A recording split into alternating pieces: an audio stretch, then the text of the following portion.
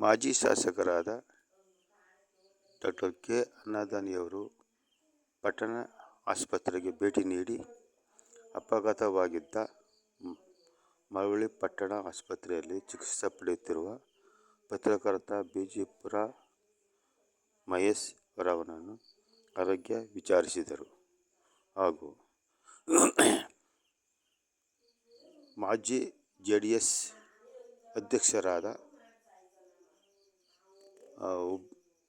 ದಬ್ಬಳ್ಳಿ ಮಲ್ಲೇಗೌಡ ರವರನ್ನು ಭೇಟಿ ನೀಡಿ ಅವರ ಆರೋಗ್ಯವನ್ನು ವಿಚಾರಿಸಿ ಈ ಕ್ಷಣದಲ್ಲಿ